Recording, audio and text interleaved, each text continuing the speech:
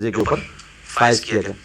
سید الاولین والآخرین، بخاری و مسلم میں حدیث ہے کہ انا سید الاولین والآخرین، میں جو گزر چکے اور جو آنے والے ہیں میں ان کا سردار ہوں قیامت والے دن۔ بسم اللہ الرحمن الرحیم۔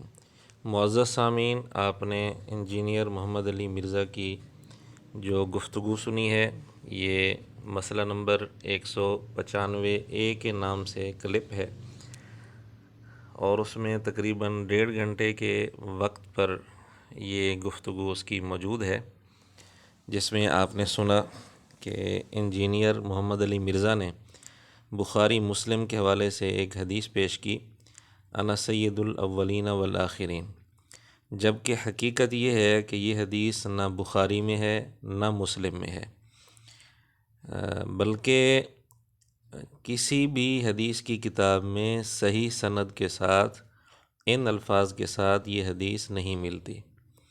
یعنی جو حدیث صحیح سند کے ساتھ کہیں ملتی ہی نہیں ہے، علی مرزا جہلمی نے اس حدیث کی نسبت بخاری اور مسلم دونوں کی طرف کر دی۔ تو اس سے آپ اندازہ کریں کہ علی مرزا کس قدر جاہل ہے کہ اس کو اتنا بھی معلوم نہیں کہ یہ حدیث بخاری مسلم میں ہے بھی صحیح یا نہیں، اور صحیح سند کے ساتھ ہے بھی صحیح یا نہیں۔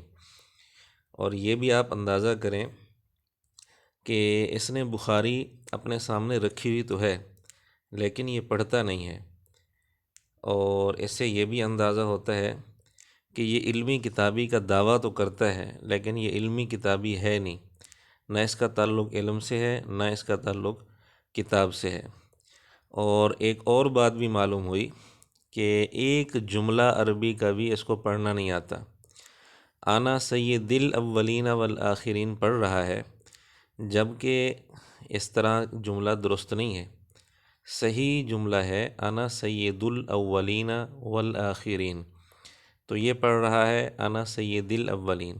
یہ نحو کا ایک عام طالب علم بھی اس بات کو بخوبی سمجھتا ہے، لیکن علی مرزا جہلمی جو اسلام کا محقق اور سکالر بنا ہوا ہے، اس کو ایک سادہ سے جملے کا بھی اعراب معلوم نہیں ہے، تو اندازہ اس سے کر لیں کہ یہ کتنا بڑا جاہل انسان ہے، اور اس کو جو سننے والے ہیں اور اس کے چاہنے والے، وہ بھی ان باتوں سے اس کی علمی حیثیت کا اندازہ کر سکتے ہیں۔